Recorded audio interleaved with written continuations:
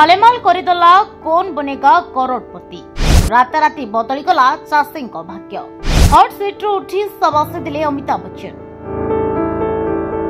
KBC show रे भाग ने साधारण लोकों भाग्य बदलिबा घटना अनेक समय सामना आसी आउ से तालिकारी जोड़ी होईछि नुआ एक ना।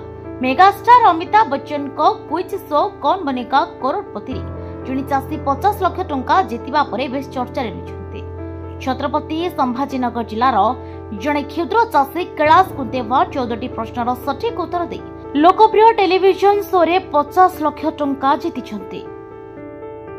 कुंतेवर को पाखरे मात्र 2 एकर जमी थिबा बेले से तांको पितामाता स्त्री एवं पिलामानक सहित संभाजीनगर जिले में रुहती। से वर्ष वर्ष धरी मरुड़ी बन्या आदि प्राकृतिक विपर्ययर सम्मुखीन होइथिबा बेले निज पेट पोषिबा पई अन्य लोकंको क्षेत्र श्रमिक भाव में कार्य करते। एते कष्ट पर भी से केबीसी पाई निजको प्रस्तुत करथिले ओ तांको कठिन परिश्रम तांको सफलता आनिछि। गणमाध्यम रे निजर मंतव्य देई कुंतेवर कहिसंती 50 लाख टंका जीतिबार आनंद शब्द बाहरे। आम परि लोकंको पाई एते परिमाणर राशि विषय सुनिबा मध्य अविश्वसनीय लागे। तेबे कुंतेवर 14टी प्रश्नर सठिक उत्तर दे 50 लाख टंका जीतिछंती।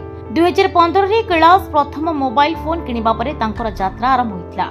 से यूट्यूब रे केबीसी एपिसोड देखिबा आरंभ करथिले। से प्रथमे भाबुथिले या केवल मनोरंजन पाई। से केबे भाबी नथिले जे प्रश्नर उत्तर देई केही टंका रोजगार करि परिबे। Bureau report Hiranchal live.